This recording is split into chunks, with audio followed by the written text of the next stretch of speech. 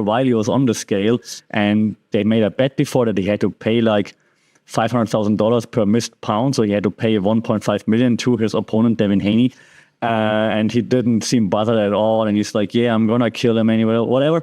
And just like this, those antics are never see, it's like pro wrestling antics basically. And so now I want to dive into like, why did he do that? Because the outcome, as we now know, is he dominated Devin Haney. He knocked him down several times. Ryan Garcia knocked Devin Haney down 3 times, and everyone in boxing had the same reaction. How did that just happen? 6 weeks before that fight, the whole world had written Garcia off. Analysts said, cancel the fight. Former champions said Garcia couldn't be trusted in the ring. His own ex-wife posted on Instagram asking people to pray for him.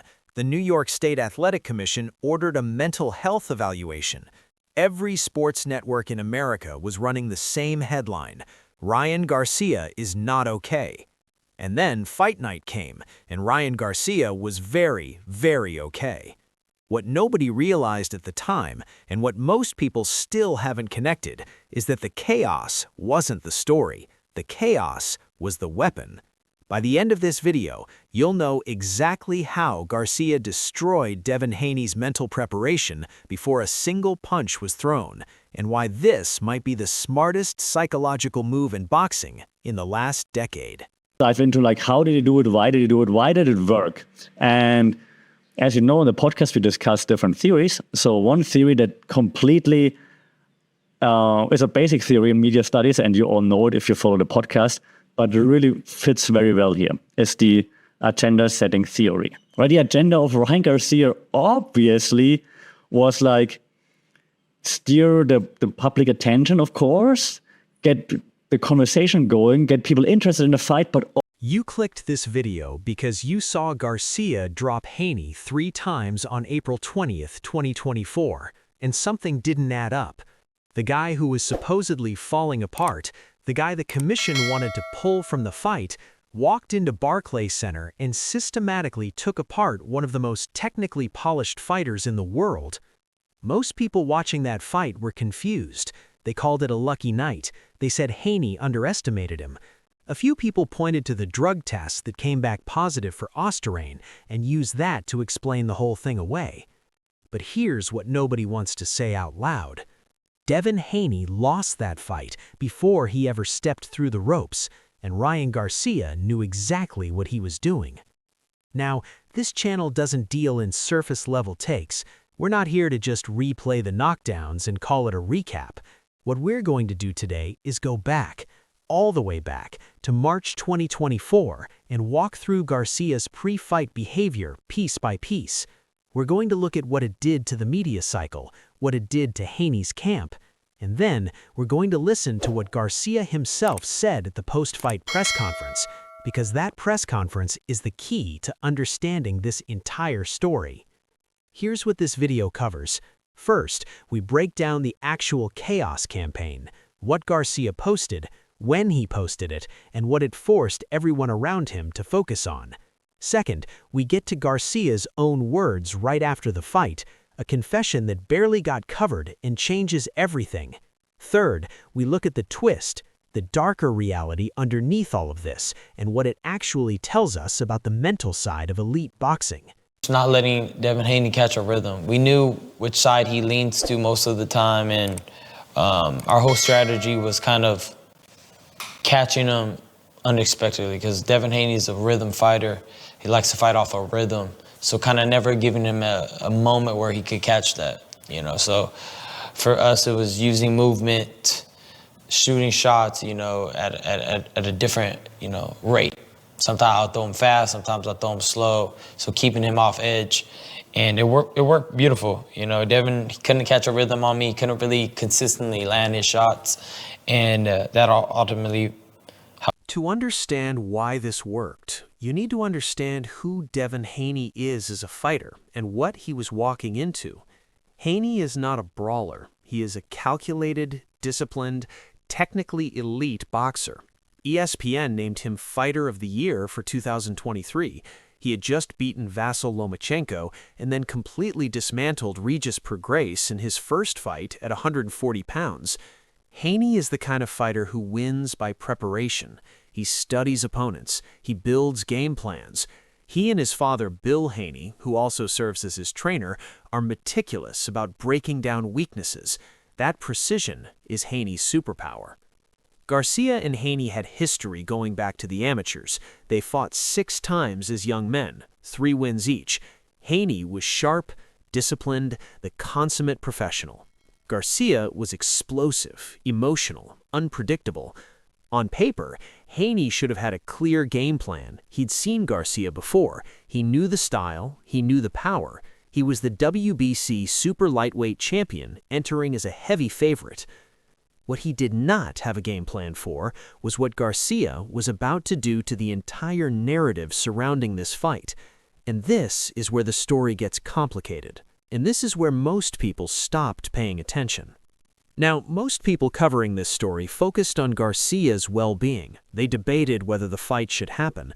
What they missed entirely was the strategic effect of what Garcia was doing, whether intentional or not.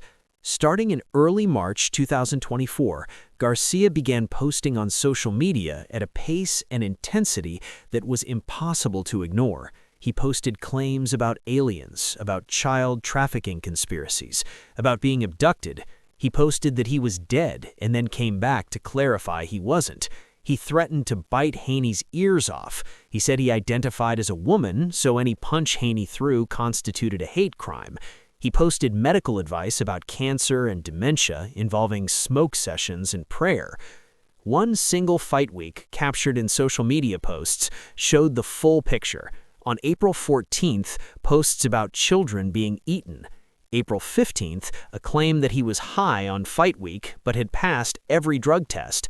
April 15th again, medical advice recommending 3.5 days of fasting to cure cancer. April 16th, clearing from the commission for his mental health evaluation, followed immediately by a lawsuit threat against Devin Haney for touching him without consent. Now here is the crucial question. What did all of this do to the media cycle? It consumed it completely.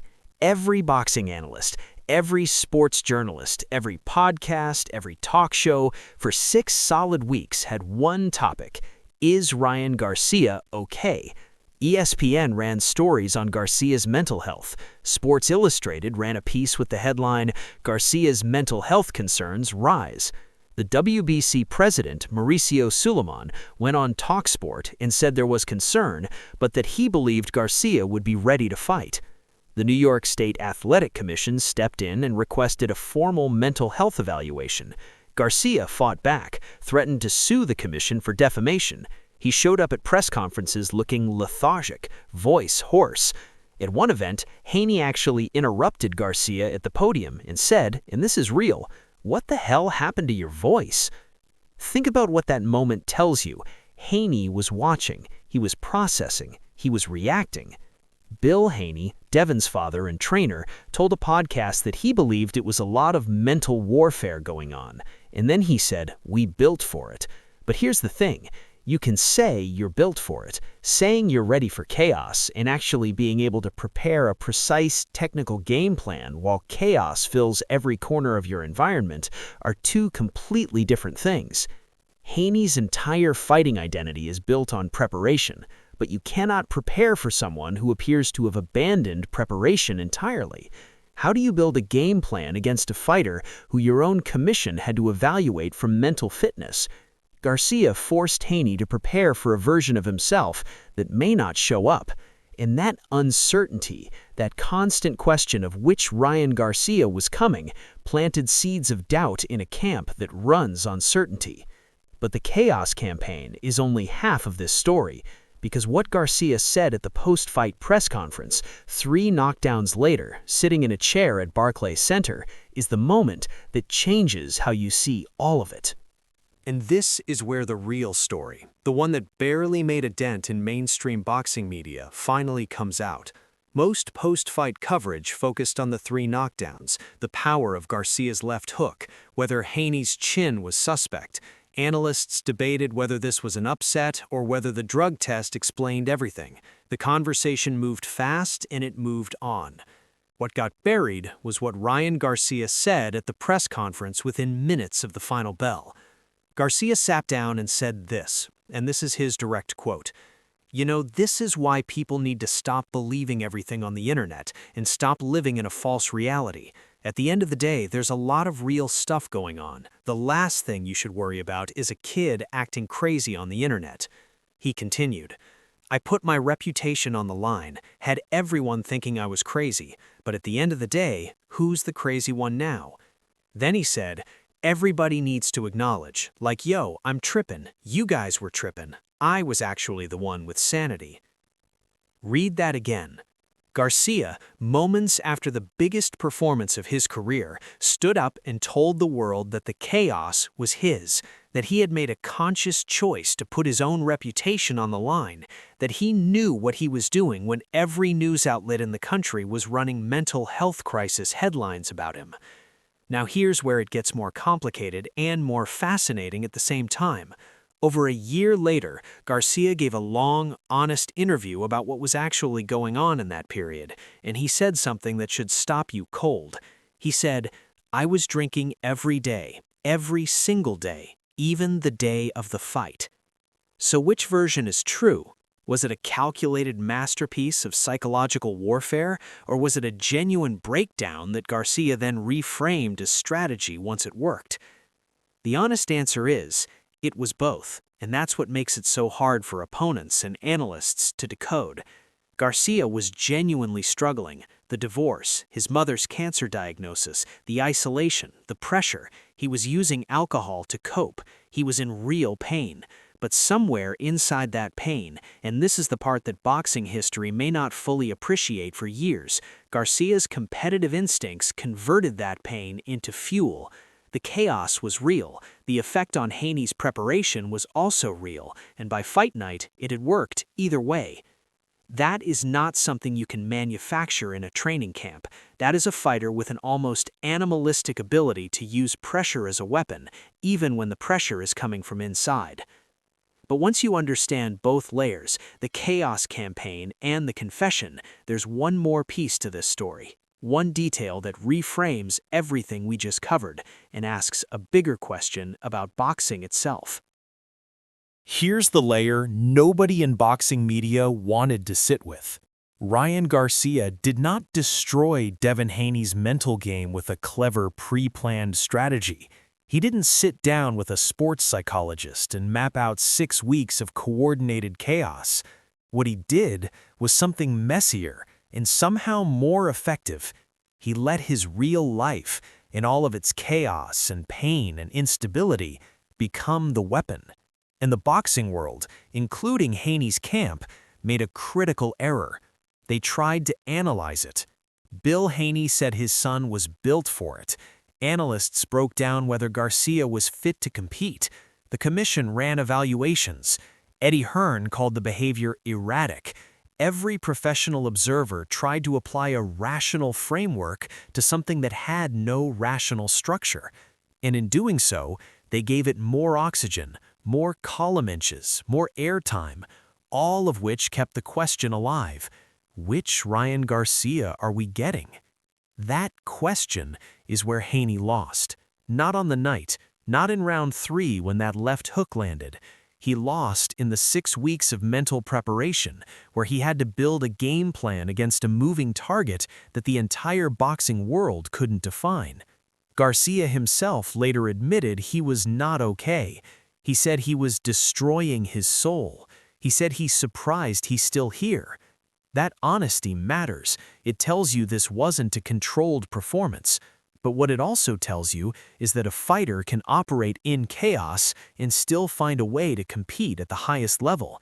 And when your opponent's mind is flooded with uncertainty, even if yours is too, you still have the advantage because you know what's coming. He doesn't.